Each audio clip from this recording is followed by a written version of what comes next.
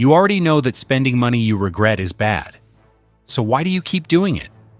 Not just you, everyone. Smart people, careful people, people who read reviews, compare prices, do their research, and still end up buying something they cannot explain to themselves a month later. Here is what nobody talks about. It is not a self-control problem. It is not a budgeting problem. And it is definitely not about being uninformed. The people making the most damaging financial decisions are often the most informed people in the room. A father spent $9,000 on a single game ticket. He knew resale markets were overpriced. A couple drove home in a $78,000 car that lost nearly $20,000 in value within 14 months. They had heard 100 times that new cars lose value the second you leave the lot.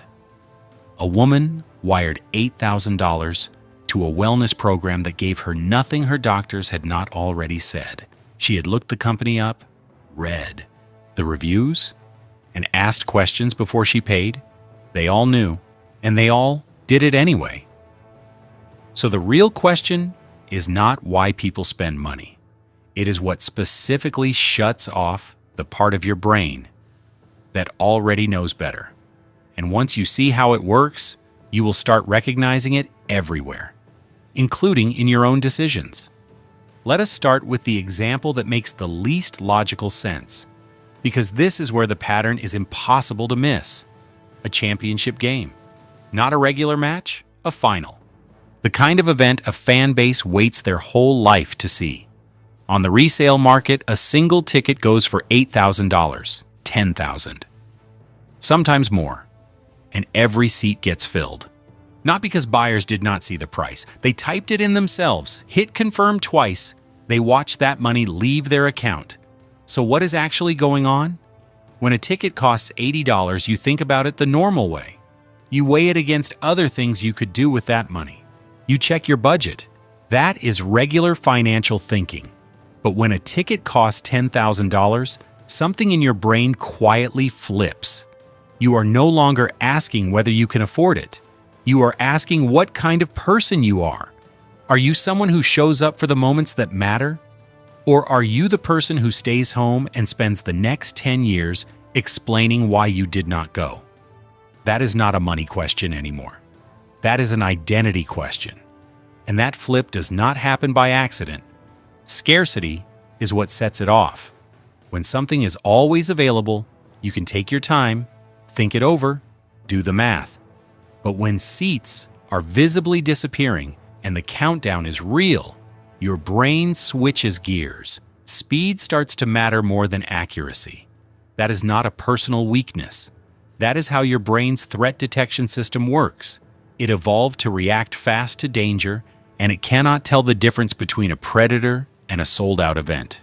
Urgency is urgency. And once urgency kicks in, the part of your brain handling long-term financial planning quietly steps aside. That is the exact moment opportunity cost disappears from the conversation. $9,000 could fully fund an emergency savings account.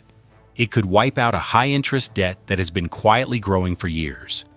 Invested consistently over time, it becomes something genuinely significant. These are the same dollars, just pointed in a different direction. But opportunity cost is silent. It does not ping you. It does not light up. The stadium does. The crowd does. That moment does. There is also something sneaky that almost never gets named: the false choice. Marketing around live events only ever gives you two options. Either you are there, or you missed it forever. What never gets presented as a real option is the third path. Watch the same game, feel the same result, share in the same cultural moment, without restructuring your finances for the next year and a half. That option is real. It just never gets a story around it. The regret does not hit during the game. The game delivers everything it promised. The regret shows up 6 weeks later when the credit card statement arrives and the excitement has long since worn off. The memory stays. So does the balance. And once you override your financial judgment with an emotional reaction once, it gets easier to do it again. The bar moves. The justification comes faster next time, which is exactly how the next category sneaks in. If live events sell urgency, luxury goods sell something that sticks around much longer. They sell identity. And identity does not expire after one night. Think about what is really happening when someone buys a $1,000 pair of shoes. Not the most practical option, not the most durable, the most branded. The purchase is not about what the shoes do. It is about what having them feels like. A woman spends $1,100 on sandals she has had her eye on for months. They arrive, they look amazing, and within the first week, she figures out they are uncomfortable to walk in. They go in the closet. She wore them 3 times. A man buys a $600 limited release shirt from a brand he has followed for years. The window to buy is small. Owning it feels like belonging to something. 8 months later, the shirt has been worn twice. The moment passed. The signal it carried is gone. Someone else buys a bag they never planned on buying, partly because the seller mentioned it was not getting the attention it deserved. Something about that framing triggered what felt like sympathy. Nearly $900, used occasionally. Even the buyer cannot fully explain why. None of these are stories about weakness. They are about a system that has spent decades learning how to speak to something deep in human psychology. Luxury brands figured out long ago that price is part of the product. When something costs more than it needs to, the price communicates. Exclusivity. Not everyone gets to have this. And access to things others cannot have is tied to something that has always mattered to humans. The need to signal where you stand within a group. That instinct is not shallow, it is wired in. Social media turned luxury buying into public performance. Influencers are not just showing products, they are performing identity. This is who I am. These are the choices I make. And the algorithm delivers that performance directly to the people most likely to respond. The data backs this up. Overall, clothing inflation since 2020 has been fairly moderate. But premium brands have raised prices at rates that leave the broader market behind. And in luxury categories, higher prices can actually increase demand. Higher price, higher perceived value. That loop runs against basic economics and holds anyway. The marketing never talks about durability or cost per use. It talks about how you will feel. Treat yourself. You deserve it. Invest in yourself. These lines have been repeated so many times they stopped feeling like ads. Now they feel like personal philosophy. And once spending gets framed as self-respect, not spending becomes the uncomfortable option. Research on buying behavior shows a consistent pattern. The anticipation of a purchase generates more neurological reward than the purchase itself. The browsing, the decision, the checkout all produce a real response. Then the item arrives. The response levels off. Then it fades. The transformation it was supposed to deliver remains a fantasy. You are not just left with something expensive that was not worth the price. You are left with something that was wrong about what it promised. The sandals did not upgrade the wardrobe. The shirt is just a shirt. The version of yourself that justified the purchase never quite showed up. And unlike a ticket that disappears after one night, the luxury item stays. It sits in the closet, physical proof of an emotional decision. Every time you open that door, there it is. Once luxury spending feels normal as identity expression, the next step does not feel like self-indulgence at all. It feels like ambition.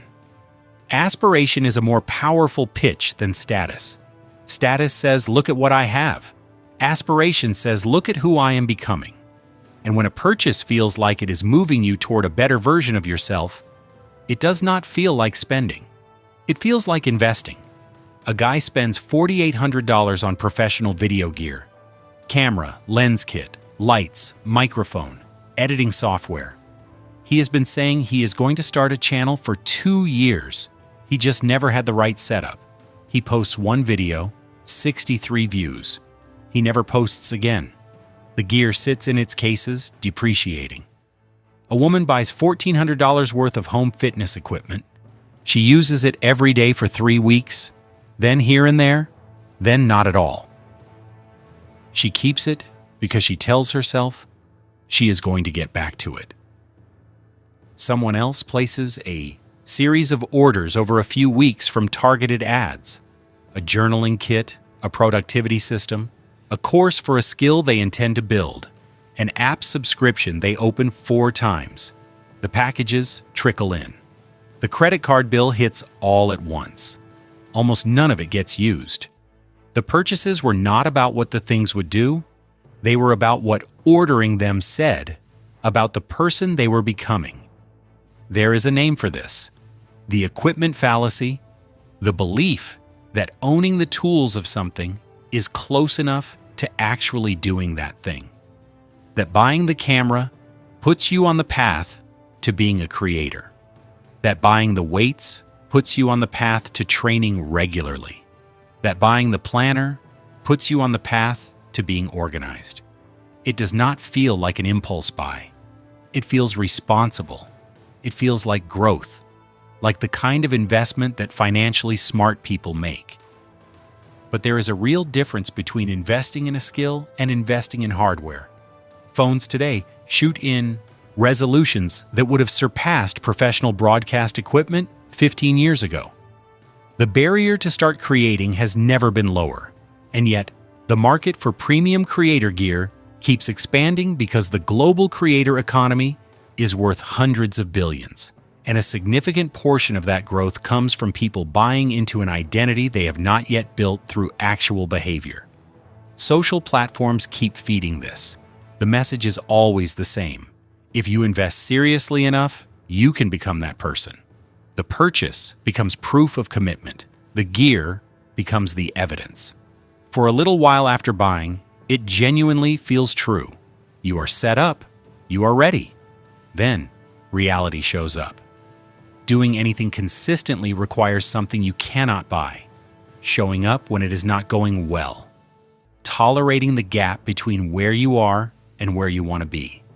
Accepting that progress is slow and has nothing to do with your equipment. Camera setups also lose substantial resale value within 2 to 3 years as newer models arrive. If the gear sits unused, the financial loss keeps building.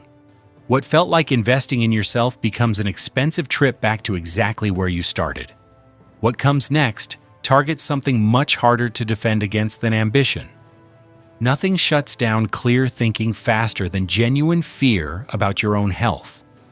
And no part of the consumer market is more carefully built around that fear than health and wellness. A man in his 50s has a persistent symptom his doctors cannot pin down to his satisfaction. Appointments feel rushed. Tests come back inconclusive. He gets told to monitor things and check back in a few months. That is not enough. He searches online, finds communities, finds creators who validate everything he is feeling and offer frameworks his doctors never mentioned. After weeks of engagement, he gets pointed toward a program. $6,200. Outside the conventional medical system. He pays. A woman, recovering from a procedure, commits to a course of specialized massage treatments said to accelerate healing. She attends every session. Her recovery follows the standard clinical timeline anyway. The money is gone. Someone else buys a premium supplement line endorsed by a fitness influencer. When you look at the actual ingredients, they are not meaningfully different from generics available for a fraction of the price. The premium is entirely in the narrative. Another person gets elective vision correction surgery after years of wanting to stop wearing glasses. The surgery goes technically well. Chronic dryness and light sensitivity persist long past the expected recovery window. Clinical data available before the surgery showed this outcome in a significant share of patients. The marketing was built around a completely different story: freedom, clarity, a new way of seeing your life. What connects these stories is not a lack of intelligence. It is vulnerability.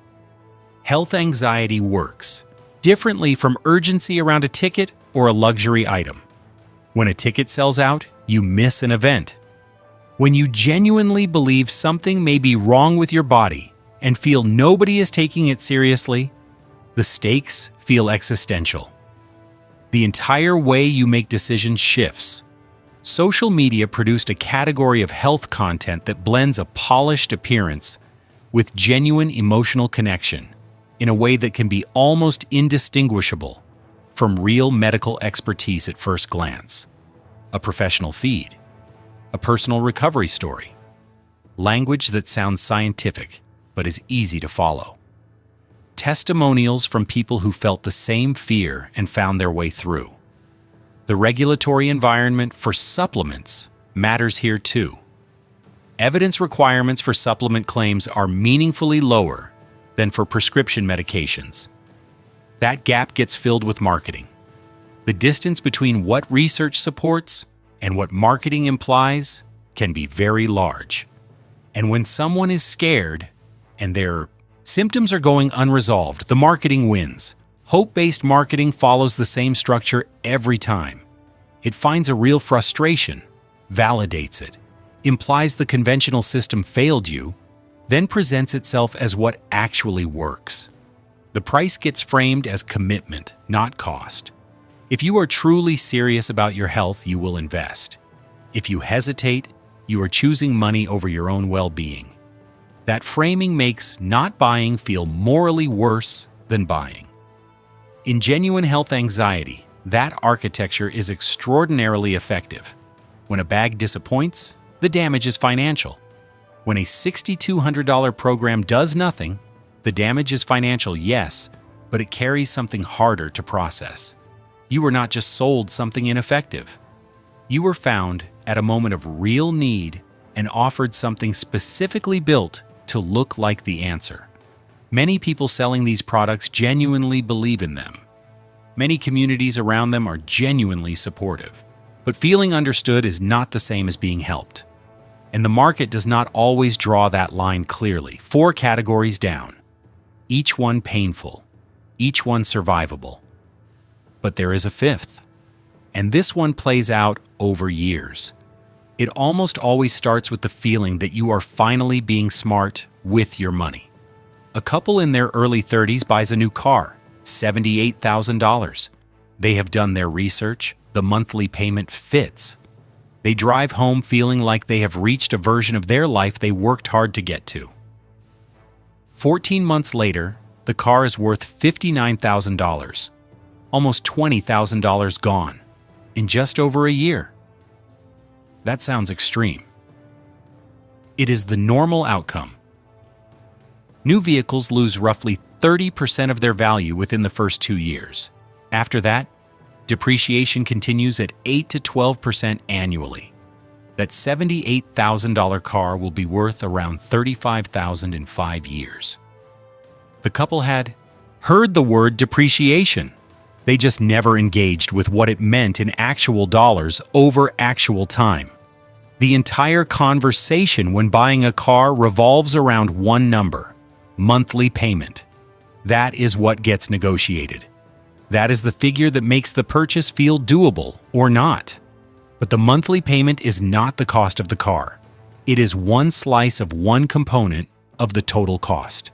The full picture includes interest building across the whole loan, insurance premiums that scale with vehicle value, maintenance costs that grow as the car ages out of warranty, registration fees, and the depreciation itself, which is real money lost every single month, never appearing on any statement, accumulating silently the entire time you own the vehicle.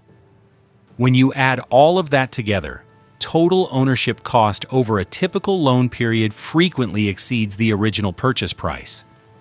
Buyers looking only at monthly payment are evaluating one piece of a much bigger puzzle and treating it like the whole answer. There is also a compounding trap specific to vehicle purchases.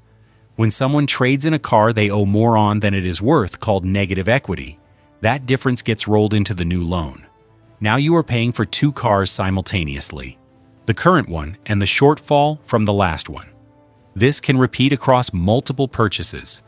building a layered debt structure that becomes progressively harder to exit. The same pattern of hidden long-term cost shows up in home ownership, wrapped in a cultural story that makes it even harder to question. Buying instead of renting has been presented as obviously smart for decades. Build equity, build wealth, stop throwing money away on rent. In certain markets and time periods, that has been accurate. But the full cost structure is not what that story usually includes. Median monthly costs for homeowners with a mortgage exceed $2,000 across many American regions. That covers principal and interest, yes, but also property taxes, insurance, and in a large and growing share of properties, homeowners association fees that can add hundreds of dollars monthly and are not optional. These ongoing costs mean homeownership is not a passive wealth-building engine for most buyers. It is an active financial commitment with limited flexibility. A home takes months to sell in a good market, longer in a slow one. Transaction costs on both sides run into 5 figures. In flat or declining markets, appreciation is not guaranteed. The regret some homeowners carry is not about the house itself. They often love the house. The regret is about feeling locked in, not being able to take a job in another city because getting out and into a new market is financially prohibitive. Being structurally tied to decisions that made sense under one set of conditions and make much less sense under different ones. There is also a strange psychological dynamic with large purchases. Small ones get questioned, large ones get justified. A $50 impulse feels irresponsible. A $78,000 car gets elevated into a statement, a reward, a milestone. The scale of the number puts it above the scrutiny smaller purchases routinely face. And because the consequences stretch across years, the internal justification has to stretch with them. 5 categories, 5 emotional triggers, the same structure underneath all of them. Before almost every regrettable purchase, there is a period of repeated targeted exposure. Algorithms pick up on early signals, how long you looked at something, whether you hesitated before scrolling past, what related content you engaged with. Exposure gets turned up. The product keeps reappearing. By the time you consciously decide you are interested, you already feel familiar with it. Then, emotional activation. The product stops feeling like information and starts feeling like urgency, limited availability, closing window. Whether that deadline is real or manufactured, your brain responds the same way. Then rationalization. You build a story that makes the purchase seem not just fine, but smart. The ticket is a once-in-a-lifetime experience. The bag is an investment in quality. The camera is a real creative commitment. The car is a reward for years of hard work. Every story draws on something genuine, a real value, a real need. But it is not analysis. It is an emotional decision dressed in the language of logic.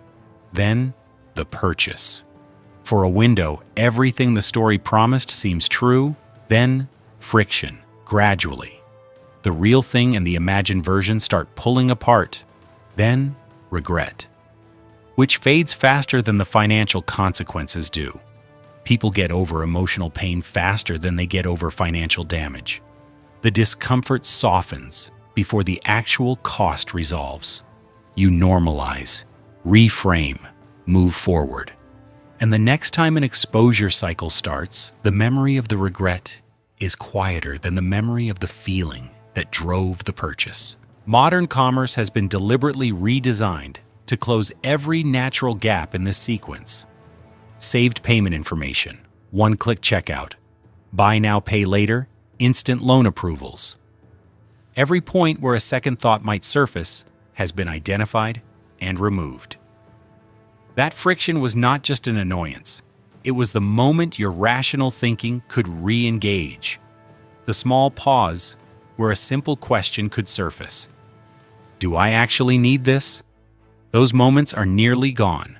Not by accident, because data showed clearly that friction reduced sales. Every pause cost revenue. So every pause got engineered out. The whole cycle works because none of it feels like a system from the inside. The urgency feels personal. The identity pull feels like a genuine value. The hope feels like a reasoned conclusion. It feels like free individual choices made by someone who knows what they want. That invisibility is not a side effect. It is the point. Breaking this does not mean you stop spending. It means one thing: time. Putting a deliberate gap between the moment you feel the pull and the moment you decide. Not a long time, just long enough for the emotional intensity to settle before the financial decision gets made. Extending a purchase window by even 24 hours meaningfully reduces the odds of regret. Calculating total cost of ownership instead of monthly payment changes big purchase decisions in a real way.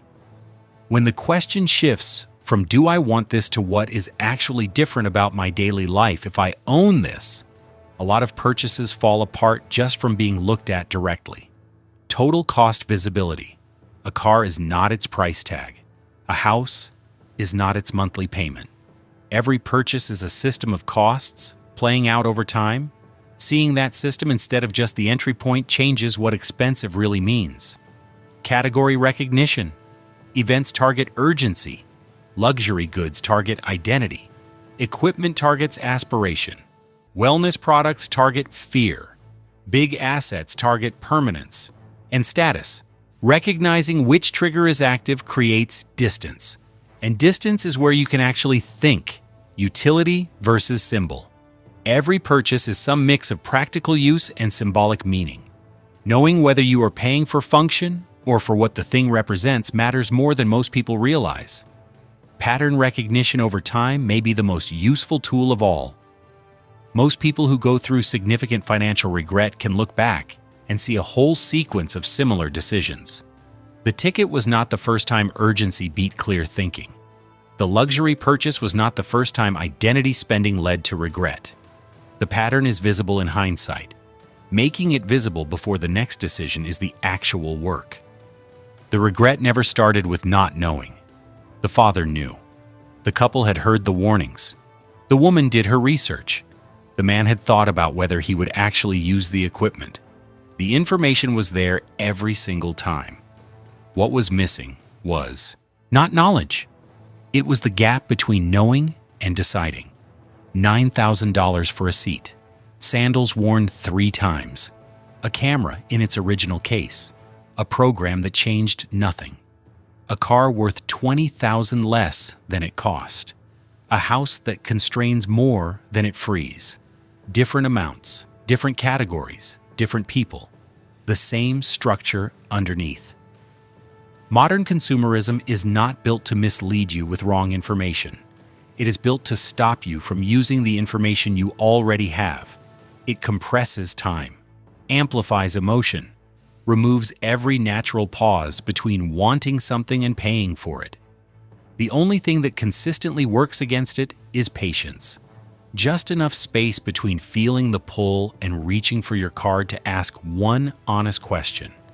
Is this serving the life I actually live? Or is it serving the version of my life I picture when emotion is doing the thinking?